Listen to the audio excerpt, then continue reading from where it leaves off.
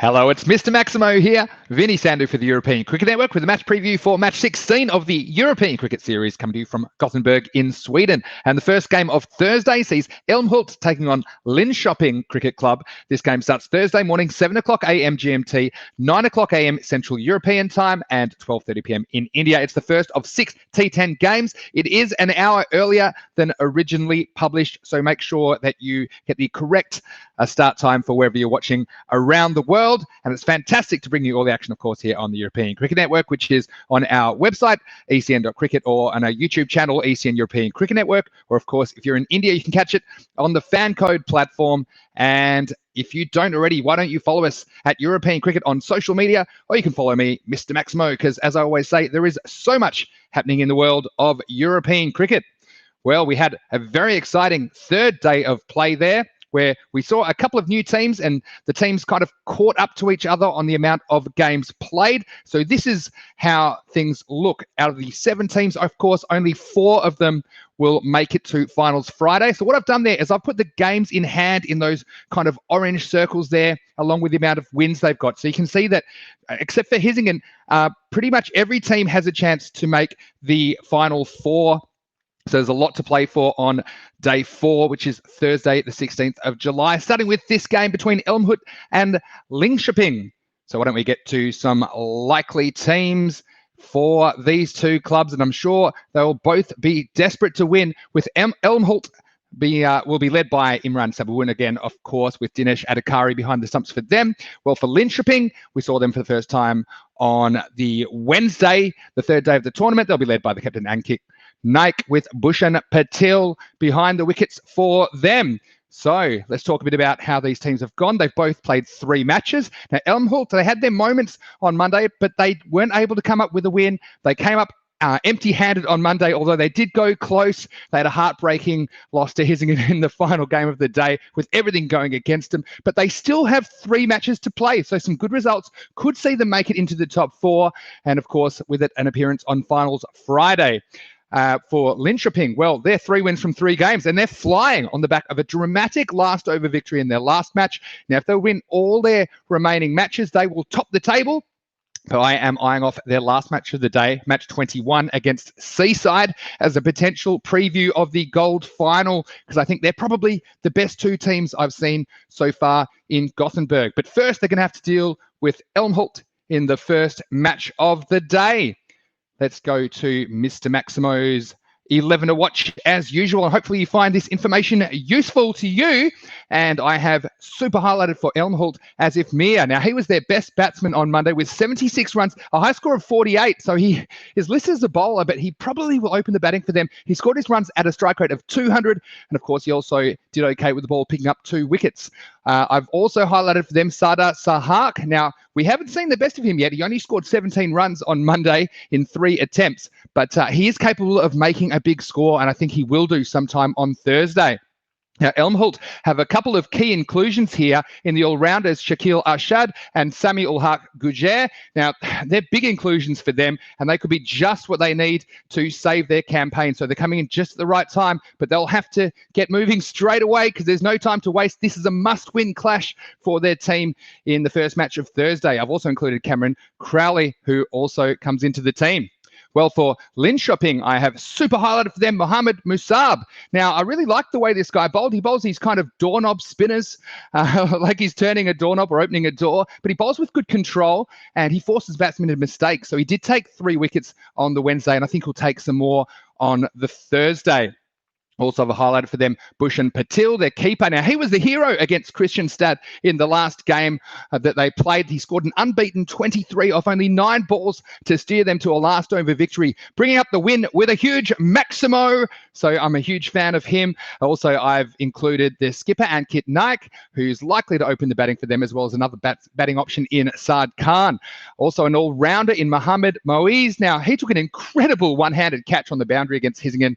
So if you want to see that one, make sure you check out the highlights. There's highlights packages as well as full match replays on our ECN European Cricket Network YouTube channel, and also a bowling option finally there in Mohammad Arshad. So this is where this week we've been extending the show a little bit so that we can we can just have a little bit of a chat, and I've got a viewer question as well.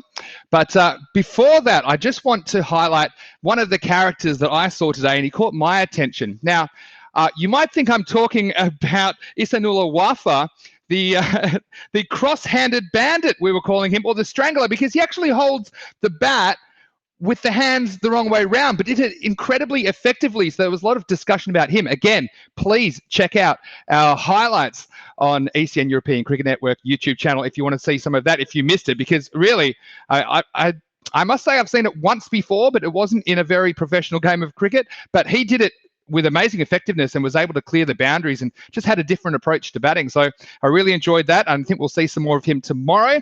But the person I want to talk about is this character here. Now, I call him Gunpowder. I'm talking about S. Abdul Haq from Watan Zalmi. Now, check out some of this. Talk about getting your team fired up.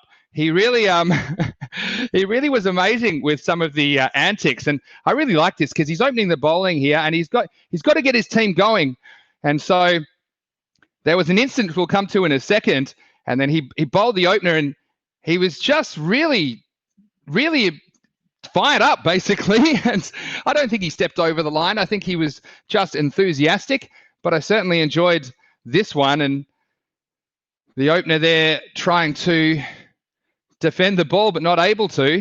But that was just the start of it for Mr. Gunpowder, S. Abdul Haq from Watan Zalmi. He comes in again now.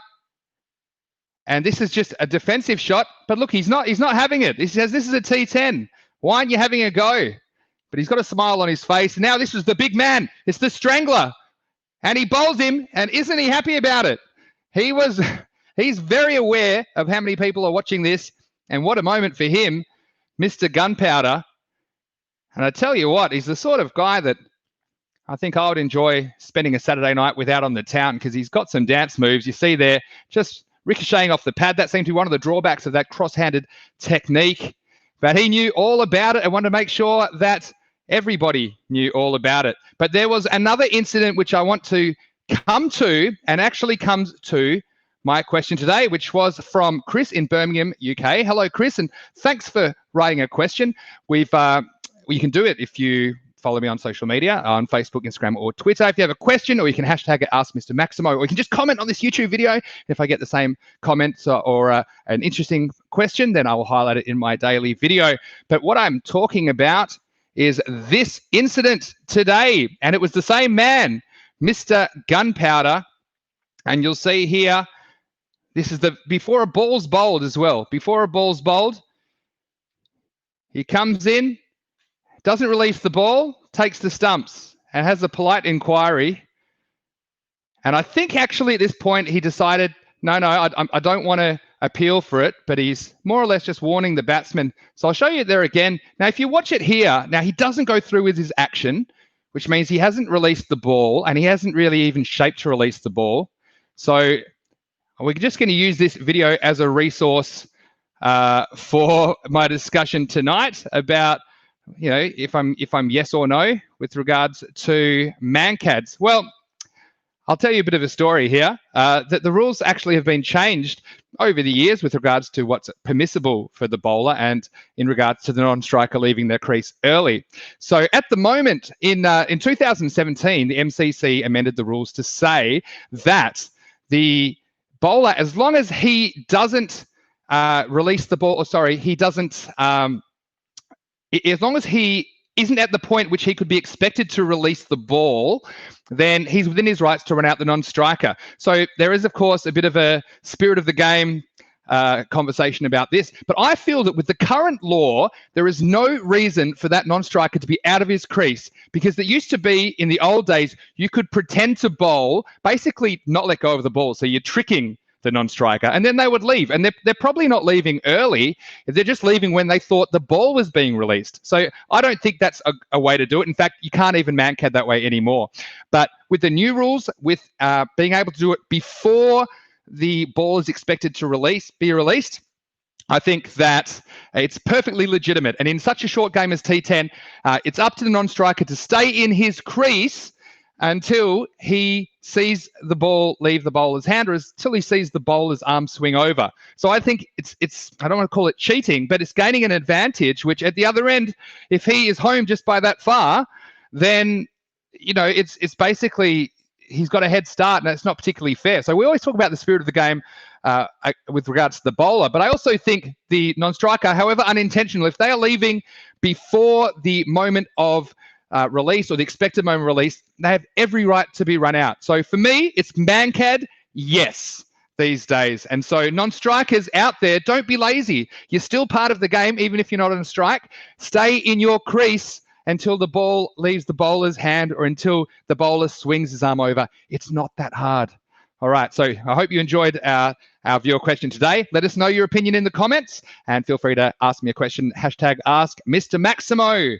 Now, let's get to Mr. Maximo's prediction. Now, this game, Elmhult, they are 0 wins out of 3, while Linköping, they are 3 wins out of 3, so they haven't lost a game. So you've got a team that hasn't won against a team that hasn't lost. So obviously, it seems like a pretty obvious prediction to go for Linköping because they're unbeaten and they'll be huge favourites in this game. Wrong! Mr. Maximo says that Elmhult is going to win the game. Well, this is my prediction. I'm not absolutely sure, but I have a couple of theories that are playing into my prediction today. One of them is that Elmhult would have been stinging for a couple of days in their rest days, coming off that really close loss against Hisingen. That would have really hurt them. And they need to win.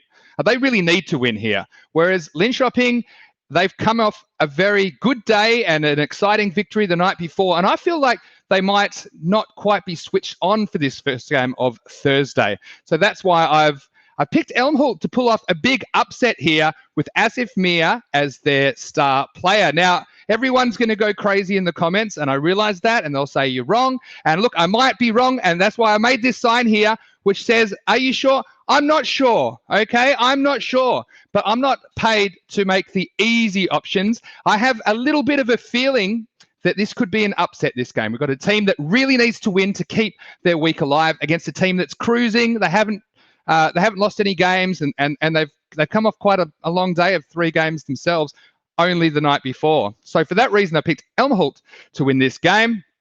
I might be wrong, but I'm sure interested to find out. Again, eyeing off a few key games on the Thursday, including the Linköping versus Seaside game in Game 6. So that's my prediction for Thursday. And of course, we've got so much action coming your way on the European Cricket Network. Just a final reminder to follow us if you don't already on social media. So we hope you enjoy the day. If you are watching on YouTube, I'll try and pop into the YouTube chat when I can so you can see how my prediction goes. But for now, this is Vinny Sandhu for the European Cricket Network saying enjoy the game, and we'll see you next time on ECN.